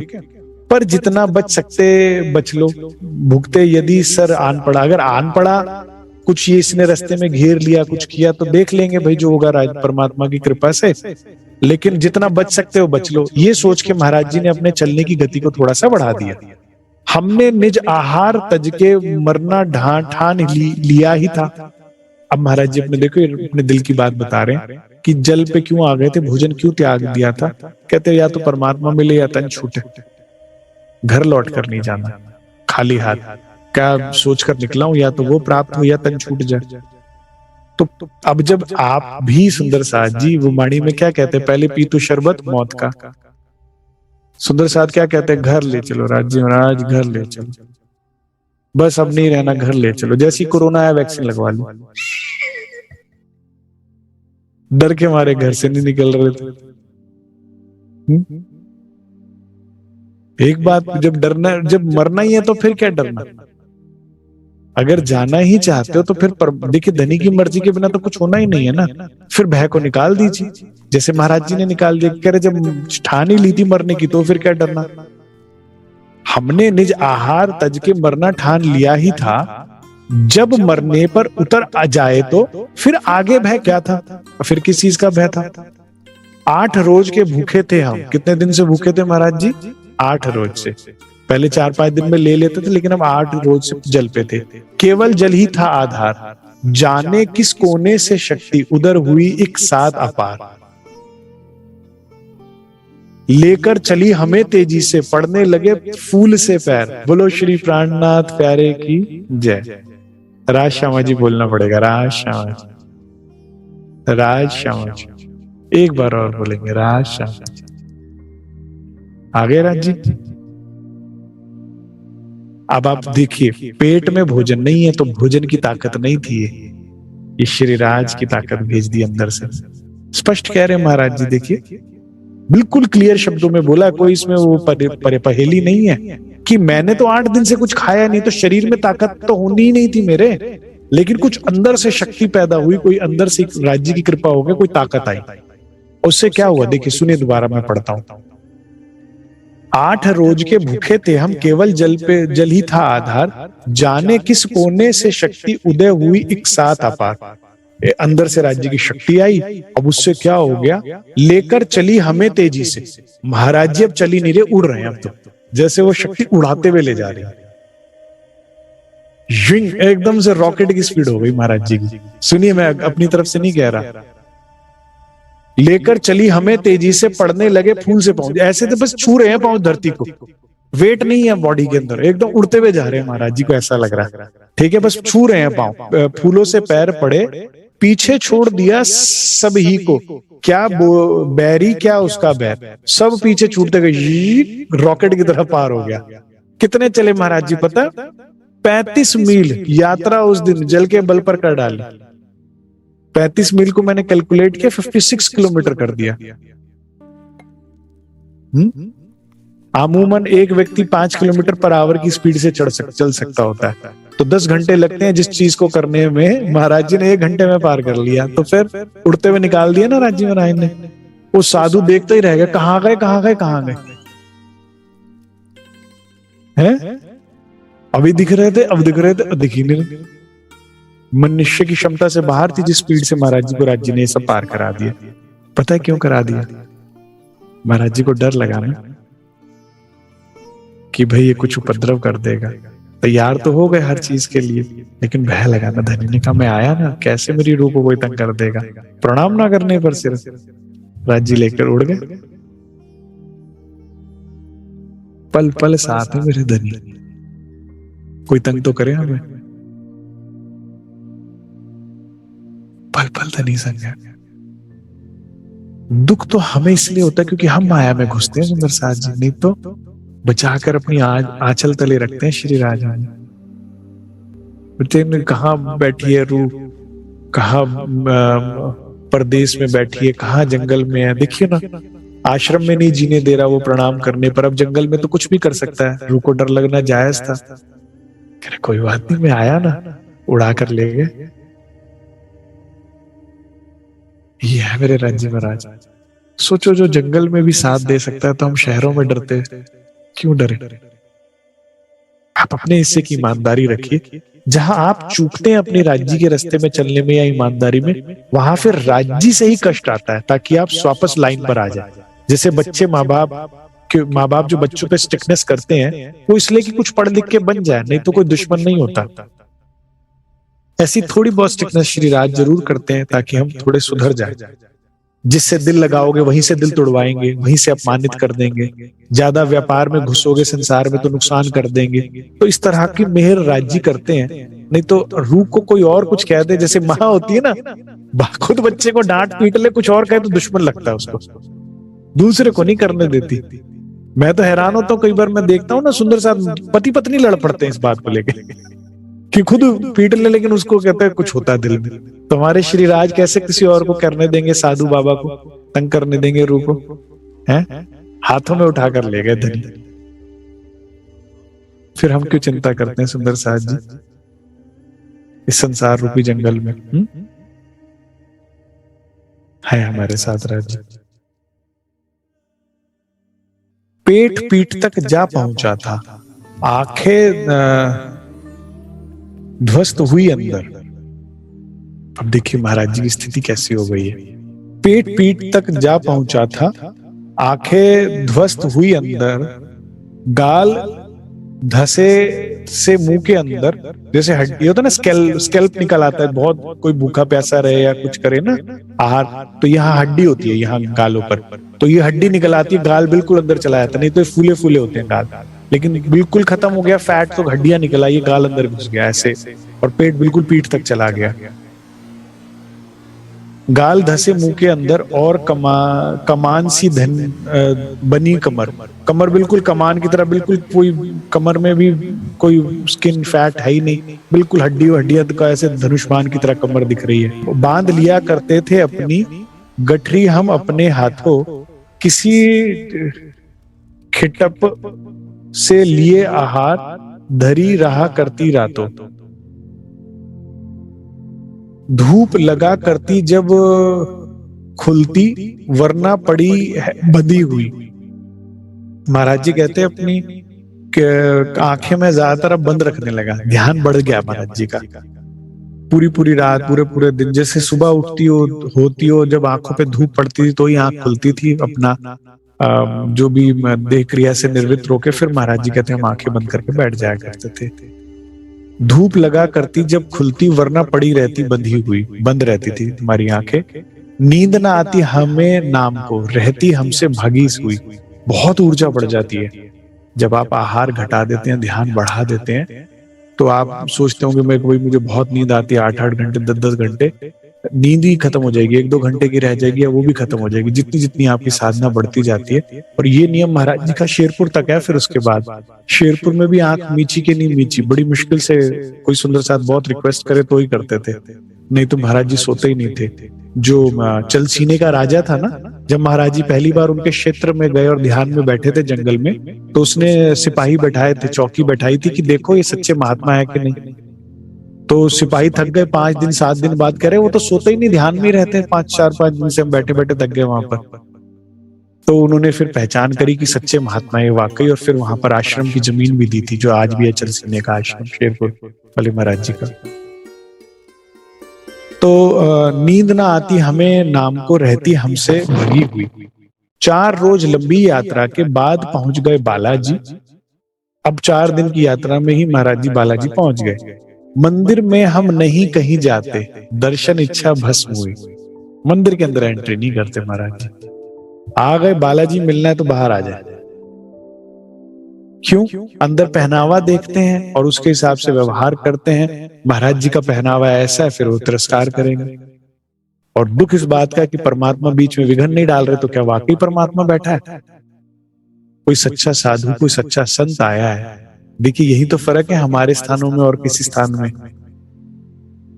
मस्तान पहुंचे थे पन्ना जी, दरवाजा बंद था, हृदय से पुकार की तो पंजा साहब मुड़ गया था, आशीर्वाद दिया। सबको पता है ना, तभी मस्तान के मुख से निकल गई थी ना रसना, पन्ना परम धाम देख करके प्रणाम देख, कह मस्तान जाकी लागी इश्क तान। प्राणनाथ जी साक्षात पन्ना में विराजे। तो मस्तान पहुंचे तो धनी का, और कितने ही महापुरुष, कितने ही ब्रह्ममुनि, कितने दर्दी जब पहुंचे तो साक्षात श्री जी के दर्शन किए उन्होंने, हैं, और महाराज जी को जैसे बाहर तक लेने आए हैं। तो ये बात है हमारे स्थानों की। तो महाराज जी कहते भाई अंदर तो मैं जाऊंगा नहीं, वो तो खत्म हो चुकी है मेरी इच्छा। बालाजी हैं तो वो आए, बाहर मिले, मैं इतनी दूर से आया हूं। 4 रोज लंबी यात्रा के बाद पहुंच गए बालाजी। मंदिर में हम कहीं नहीं जाते, दर्शन इच्छा भस्म हुई। रात कटी, बालाजी प्रातः वहां से भी प्रस्थान किया। अब नहीं आए बालाजी, महाराज जी उठकर चल दिए वहां से सुबह। ठीक है, क्योंकि उस साधु के कहने पे बस शक्ति ने वहां से निकालना था उन्हें। इंतजार तो महाराज जी को सदगुरु का है कि सदगुरु मिले तो काम बने। पाप नाशनी जा पहुंचे, गंगा तट पर विश्राम किया। गंगा जी कौन, क्या नाम है उनका? पाप नाशनी कहलाती है ना। तो कहते वहां पर हम जाकर विश्राम किया। नग्न अंग थे वस्त्रहीन, कपड़े का नाम निशान नहीं। कोई इतना भी प्यार कर सकता है? कोई ऐसे कितना, इतना कैसे प्यार कर सकता है? मैंने जो आज ध्यान में अनुभव किया इस प्रसंग को, जब कि महाराज जी के इस दर्शन को देखा, शरीर बिल्कुल, पेट स्केलेटन बन गया है, हड्डियों का ढांचा, ये जो रिब्स होती हैं दिखाई दे रही है, पेट अंदर को हो गया है। और दीवानगी की हद देखिए। हाथ, आदत थी नहीं महाराज जी को भिक्षा मांगने की, किसी के आगे हाथ फैलाने की, लंगोट तक फट गई है। कैसे घूम रहे हैं राज्य के लिए, देखिए। कोई कितना दर्द लेता है और हम कितने पत्थर दिला। कभी अपने ऊपर विचारिएगा। सुनिए आप, नग्न अंग थे वस्त्रहीन, कपड़े का नाम निशान नहीं, बस्ती में जाने के लायक इस कारणवश रहे नहीं। अब बस्ती में जाने लायक ही नहीं रहे। महाराज जी कहते हैं जिस हालत में वह रखे उसमें ही रहना ठीक लगा। सुंदर साथ जी, हमें कसम है, अगर इस प्रसंग को सुनने के बाद अगर हम कभी शिकायत करें अपनी थोड़ी सी भी परिस्थितियों के लिए कि अरे ऐसा हो गया, हाय वैसा हो गया, अगर हम शिकायत करें या चिंतित, तो देखिए क्या स्थिति में है महाराज जी राज्य को पाने के लिए।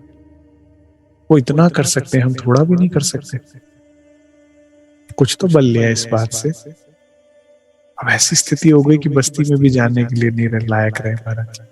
बस्ती में जाने के लायक इस कारणवश रहे नहीं, और उसके बावजूद क्या कह रहे हैं, जिस हाल में वह रखे उसमें ही रहना ठीक लगा। कह सकते हैं हम अपने जीवन में ये राज्य से राजी तेरी रजा में रहना। अब तो ठौर खोजते थे जिस पर अपना प्राणंत करे, मरण लालसा जाग उठी इस चोले को बस शांत करे, कि बस खत्म करे अपने आप। जिसकी खोज में है वो मिल ही नहीं रहा, तो या तो तन जाए या तू मिले। नहीं रहेंगे अब इस जग में जहां ना परमात्मा का आभास। क्या इतना दर्द हुआ कभी हमारे दिल में कि राज्य जहां ना मिले, उनका आभास ना, उस ब्रह्मांड में नहीं रहना। हम तो बड़ी भूख है रहने की, घूमने फिरने की, यहाँ पे इतनी तृष्णाएं हमारी भी तो चाहना ही नहीं खत्म होती। देखिए महाराज जी क्या कह रहे हैं कि धनी का आभास नहीं, वहां रहना ही नहीं। जहां ना रहते हो परमात्मा किसका करे मिलन आभास। किससे मिलूं मैं, किससे मिलने का आभास करूं? अपनी पत्नी को और बच्ची को, घर को तो छोड़ आया हूं जिसके लिए, वो मिल ही नहीं रहे। देव दानवों की दुनिया है बस। यहाँ तो क्या अच्छे लोग हैं और बुरे लोग हैं, या तो कुछ देवता स्वरूप लोग हैं जो मिले महाराज जी को, या दानव जैसे लोग हैं जो बुरा व्यवहार कर रहे हैं। किसका यहाँ सहारा ले? परमात्मा तो मिल नहीं रहा, धनी तो मिल नहीं रहे, यहाँ और किसका सहारा ले? बस यही है, यहाँ देव दानव आपस में लड़ते रहेंगे। किसे सौंप दे अपने को सर्वस्व समर्पण किसे करे? ना सदगुरु मिल रहे ना राज्य मिल रहे। तो महाराज जी इतने निराश हो, कहते कहते खत्म करो इस तन को, बस भूखे रहकर अब पानी पानी पी रहे, कुछ खा ही नहीं रहे कि किसी तरह ये खत्म हो। क्या करना है यहाँ रह के? जब किसको सौंप दूं? अपने आप समर्पण का भाव है महाराज जी के अंदर, तब जाके दादा गुरु मिले, तब जाकर काम होता है। जब इस लेवल का समर्पण होता है कि या तो तू मिले या जान गई। किसे सौंप दे अपने को सर्वस्व समर्पण किसे करे? देख चुके जग जगन्नाथ को भी जाकर देख लिया भाई। जग के नाथ को, जगन्नाथ को भी जाकर देख लिया। यहाँ बालाजी आकर भी देखा, कोई मिलने नहीं आया, न सदगुरु न परमात्मा। घुटने फिरे तुड़ाते आखिर। मुझे ना ये लाइन पढ़कर बड़ा वो लगा। चलते चलते थकता है ना आदमी, तो थकता ही है। देखिए ना, घुटने टूट गए महाराज जी कह रहे हैं, घुटने तोड़वा रहा हूँ, कुछ प्राप्त ही नहीं हो रहा है। शरीर भी थकता है ना, वो भी कहता है क्या कर रहा है, क्यों कर रहा है, बस कर। हमारा थकता है तो उनका भी तो थकता होगा। घुटने फिरे तोड़ाते आखिर धक्कों का प्रसाद मिला। क्या मिल रहा है? धक्के मार मार के निकाल रहे हैं, बताइए मुझे। परमात्मा नहीं मिल रहा। बैठ गए हम कमर लगाकर, मिल गई एक पाषाण शिला। कोई बहुत ही पाषाण शिला थी, वहां पर जाके कमर लगाकर महाराज जी बैठ गए। अब मर कर ही उठे यहां से, मन ने एक संकल्प लिया। अब इतने महाराज जी के अंदर वो विरहा आ गया, इतना वो आ गया कि अब यहाँ से मरकर ही उठूंगा, कहीं नहीं जाना मुझे, ना बालाजी ना जगन्नाथपुरी ना कहीं और। अब जब जब ऐसा होगा तो कौन आएगा? सुंदर साथ जी, मेरी इस बात को सदैव याद रखिएगा। जब तुम राज्य को बुलाओ वो आए ना आए, लेकिन जब तुम्हें जरूरत होगी तुम ना भी बुलाओ तो आएंगे। अब महाराज जी इतने निराश होकर, सोचिए ना कितने निराश, कितने दुखी होंगे। यहाँ ऐसे बैठे अंत करने के लिए आ गए श्री राज। बोलो श्री प्राणनाथ प्यारे की जय। बोलो श्री सदगुरु महाराज की जय। अर्धरात्रि उपरांत आधी रात जब हो गई दुखी होते होते, तो राज जी ने कहा भाई आना पड़ेगा। उपरांत हमारे पास महात्मा एक आया, जिसने निज ठठरी ही की गठरी खुलवाकर कुछ समझाया। कि पहले पूछा भाई क्यों बैठे हो, क्या बात है, और फिर उसकी निज गठरी की ठठरी खुलवाई और फिर हमें समझाया। अक्षात आश्रम गच्छते, आप गलत संकल्प किए हैं, इसका समय नहीं है अब। ठीक है, राज जी ने आगे कहा गलत संकल्प लिए बैठे हैं, यहाँ तन नहीं छोड़ना तुम्हें, अभी तो बहुत काम करना है, अभी तो शेरपुर बसाना है, सुंदर साथ को जगाना है, अब रूहों को लाड लडाना है। राज जी कह रहे हैं अभी आपने गलत संकल्प कर लिया भाई, ये भी इसका समय नहीं है। वक्त वक्त का करना अच्छा, वक्त वक्त की बात अच्छी, जो समय जिस चीज का है वो करना चाहिए। अभी आपका वक्त जाने का नहीं आया, श्री राज कह रहे हैं। ठीक है, अभी साधना काल है, साधना आगे बढ़ाइए, अभी से क्यों निराश हो रहे हैं, खोज कीजिए, मिलेंगे सदगुरु। बना रहा है वो, आपको बना देगा तो क्यों नहीं मिलेगा, सदगुरु भी मिलेंगे, श्री राज भी मिलेंगे। और देखिए कितना परफेक्ट बनाकर सदगुरु के पास ले जाएंगे श्री राज, कि जैसे ही दादा गुरु मिलते हैं तो लाइन क्या आती है, जो जो बतलाते गए साथ साथ दिखलाते गए। परम धाम का जो वर्णन करते थे साथ साथ दिखता जाता था। और मैंने मेरी मूर्खता देखी कि मैंने पहले बीतक वहीं से शुरू करी थी बहुत सालों पहले, और मैंने कहा ये तो गलत बात है, हमें भी तो ऐसे सदगुरु मिलने चाहिए थे जो साथ जब बताते जा रहे दिखाते जा रहे, हमें भी दादा गुरु जैसे सदगुरु मिलने चाहिए। तो राज जी ने समझाया भाई सदगुरु में कमी नहीं थी, सदगुरु तो समर्थ होते हैं हर युग में। ए झंडू दत्त तो बन, ऐसा पात्र तो बन, फिर होता है कमाल। ठीक है ना, कमाल इस रहनी की वजह से ये सब होता है। सुंदर साज जी, बिना रहनी कोई दिखा ही नहीं सकता आपको, कोई दुनिया की ताकत आपको परम धाम नहीं दिखा सकती, राज्य से नहीं मिला सकती, दिखा सकती। बिहारी जी को मिल सकते थे राज्य के दर्शन, औरंगजेब को मिल सकते थे राज्य के दर्शन, मिल ही नहीं सकते थे। रहनी चाहिए, वो हो रही है, काम उस पर काम हो रहा है। तो कहते हैं आपने गलत संकल्प कर लिया, हर चीज कहां समय से अच्छी लगती है, हर चीज होगी। आप अभी आप साधना को बढ़ाइए, वक्त वक्त का करना अच्छा, वक्त वक्त की बात अच्छी। कभी वक्त शहनाई का है, कभी शोक रण की निभती, कभी रण की, कभी मृत्यु की है, कभी शहनाई की बात है। समय हर एक चीज जैसा होता है वैसा करना चाहिए। नवकली की लिया चाहना, असमय में ही पूर्ण विकास। समय से पहले आप चाह रहे हैं कुछ चीज। मैं भी जब ध्यान अवस्था में, साधना अवस्था में होता हूँ या था, तो होते उतावलापन होता है, राज्य मिल जाए, जल्दी काम बन जाए। तो मुझे भी धनी इसी तरह से समझाया करते थे कि भाई जाने कितनी धूप पड़ती है, लाइट पड़ती है, तब जाके फल में रंग और रस आता है। फले आप सोचो, फल को कच्चे को तोड़कर गैस पे पका लो आंच पे, ऐसा नहीं होता ना, धीमी धीमी आंच लगती है धूप की, तेज गैस पर सिक के नहीं पकता फल। फूल में रंग और खुशबू भी धीरे धीरे आंच पड़ती है तो खिल खिल के रंग और खुशबू आती है ना उसमें। उसको भी आप एकदम से एकदम काम नहीं होता।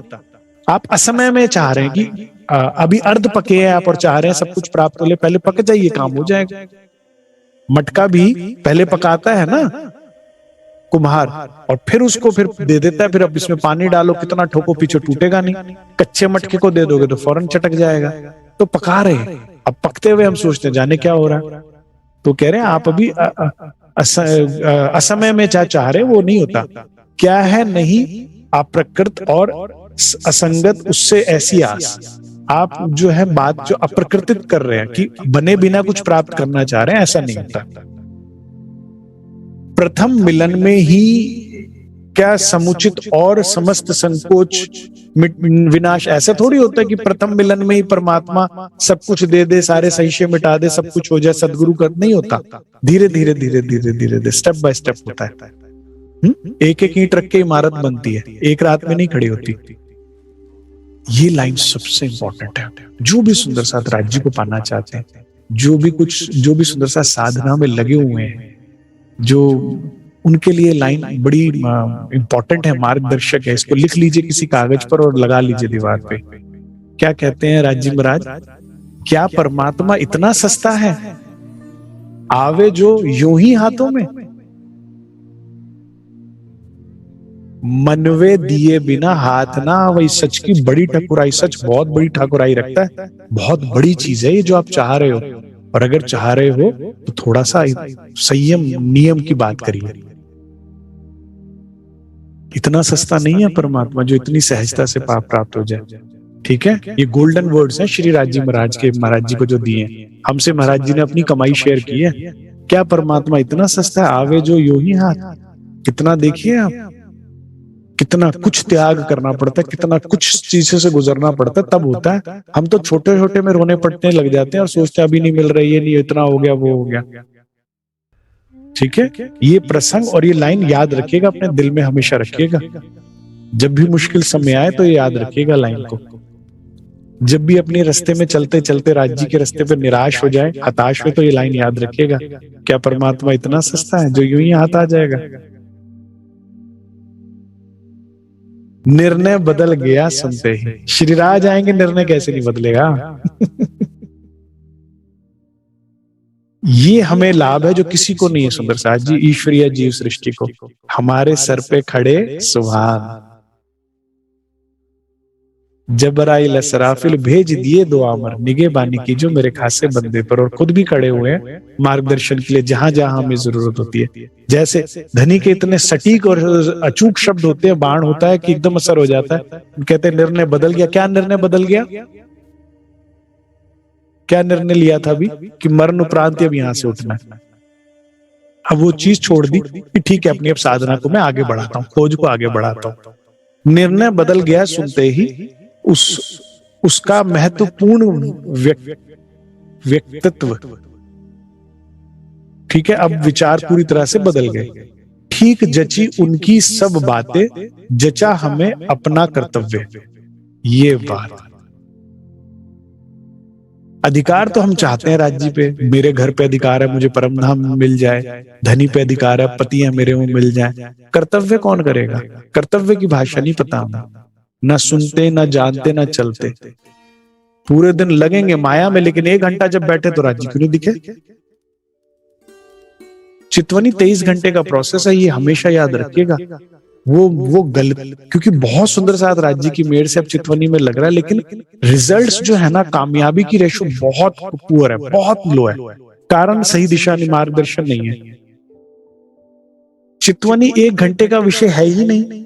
जो आप 23 घंटे करते हैं वो उस 1 घंटे में रिफ्लेक्ट होगा। जो पकाओगे वो खाओगे ना। 23 घंटे माया माया कर रहे हो, सोच रहे हो 1 घंटे में ब्रह्म दर्शन होगा, नहीं होगा। कर्तव्य समझिए कि जरूरत जो सेवा घर में करनी है, जो भी है इस देह को पालन करने के लिए करना है, क्योंकि देह तो पालना ही है ना सुंदर साथ जी। अब सुंदर साथ कहता है हम मंदिर आश्रम में आ जाए तो आपका खर्चा कोई और उठाए, उससे अच्छा तो आप अपना भी उठाओ, किसी और का भी उठाओ। नहीं, आप आश्रम में आ जाओ तो कोई ट्रस्टी या कोई सेवा देगा, फिर उससे आपका लालन पालन हो रहा है। उसकी बजाय घर रहो, अपना भी करो और इतना जोड़ो कि सुंदर साथ को भी 2 जनों को और रोटी खिला सको।